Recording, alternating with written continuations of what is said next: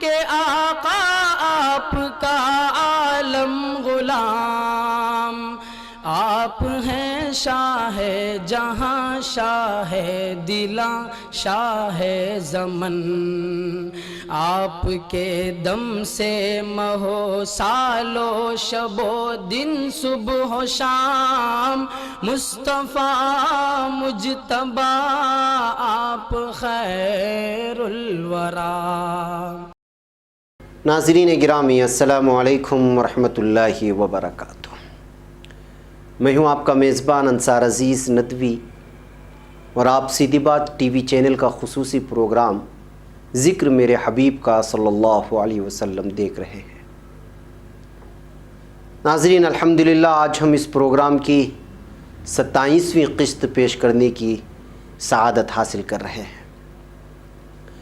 ناظرین گزشتہ ہفتے آپ نے دیکھا تھا کہ آپ صلی اللہ علیہ وسلم کی شخصیت نبوت سے پہلے کیسی تھی، اور آپ صلی اللہ علیہ وسلم کے دوست و احباب کس اخلاق و کردار کے مالک تھے۔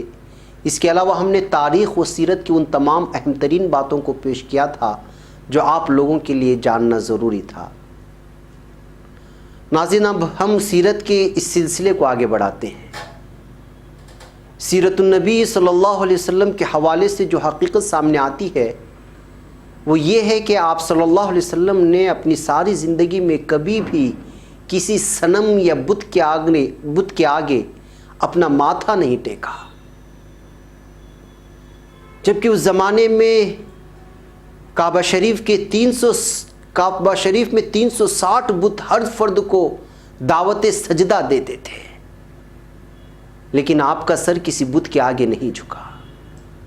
اس کے باوجود کہ آپ صلی اللہ علیہ وسلم کا خاندان خود اس کا متولی اور کلید بردار تھا۔ سیرت اور تاریخ کی کتابیں اس حقیقت کی تصدیق کرتی ہیں کہ آپ صلی اللہ علیہ وسلم نے کبھی کسی صنم یا بت کے آگے سر نہیں جھکایا۔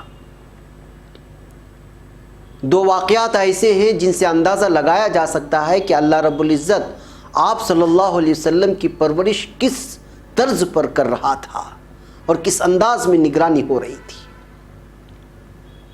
پہلے واقعے کی جانب چلتے ہیں۔ عرب میں افسانہ گوئی کا بڑا رواج تھا۔ افسانہ گوئی یعنی کہ افسانہ سنانا، داستان گوئی جس کو کہتے ہیں۔ افسانہ گوئی کا مطلب یوں سمجھا جا سکتا ہے کہ جیسے پہلے کی نانیاں، دادیاں گھر والوں کو جمع کر کے کہانیاں سنایا کرتی تھی، اور یہ شاید یہ رواج آج بھی موجود ہے چھوٹے چھوٹے گاؤں میں، جہاں پر آج ٹی وی اور اس طرح کی جو سوشل میڈیا کی جہاں تک رسائی نہیں ہے، لیکن آج کا تو ایسا دور ہے کہ سب جگہ رسائی ہو گئی ہے، پھر بھی ممکن ہے۔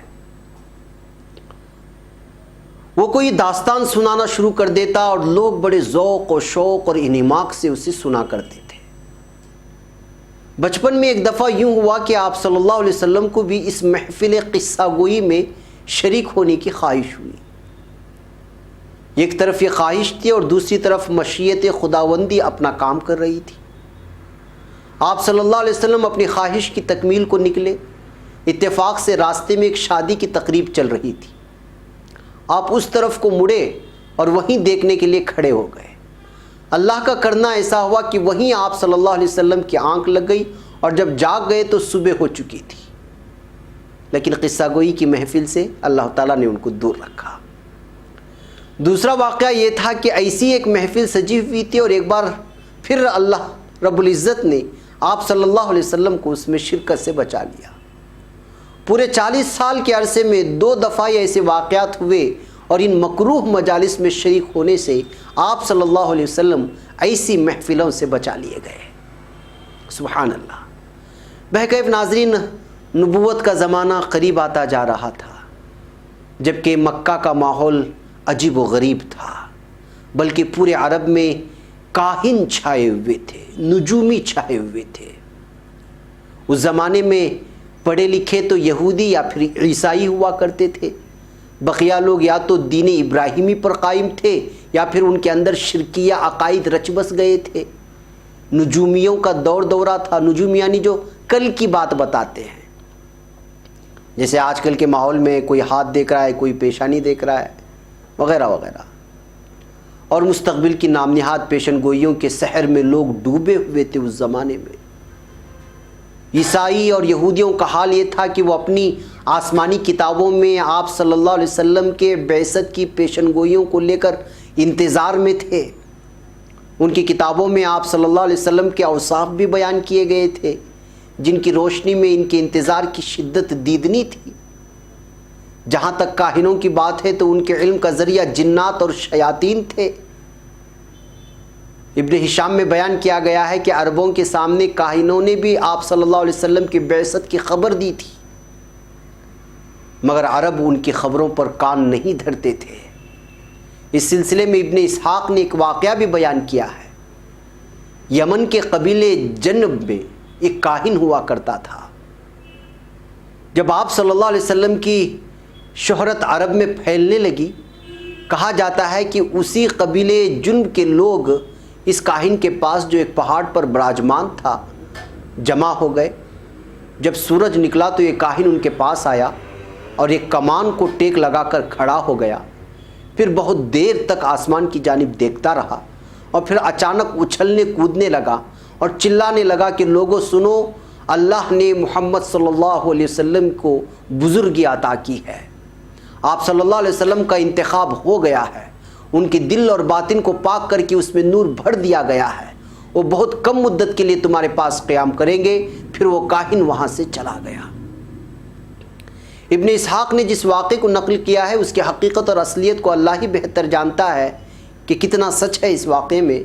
ابن اسحاق نے ایک اور واقعہ بیان کیا ہے۔ یہ واقعہ ایک بچڑے کی پکار کے عنوان سے ہے۔ وہ لکھتے ہیں، عبداللہ ابن کعب نے کہا کہ عمر بن خطاب نے لوگوں سے گفتگو کرتے ہوئے فرمایا، اللہ کی قسم میں زمانے جاہلیت کے بتوں میں سے ایک بت کے پاس قریش کے چند آدمیوں کے ساتھ تھا کہ عرب کے ایک شخص نے اس کے لیے ایک بچڑا ذبح کیا اور ہم اس کے تقسیم کا انتظار کر رہے تھے کہ یکایک میں نے اس بچڑے کے اندر سے ایک ایسی آواز سنی کہ اس سے زیادہ بلند آواز میں نے کبھی نہیں سنی تھی۔ یہ واقعہ اسلام کی ظہور سے کچھ ہی دنوں پہلے کا ہے۔ وہ آواز جس کا ترجمہ تھا کہ اے خون میں نہائے ہوئے لال بچڑے، ایک کامیابی کا معاملہ ہے اور ایک شخص بلند آواز سے پکار رہا ہے، لا الہ الا اللہ۔ بعض روایتوں میں یہ جملے کچھ الگ تھے جن کا ترجمہ یہ تھا کہ یعنی ایک شخص بزبان فصیح بلند آواز میں لا الہ الا اللہ کہہ رہا ہے۔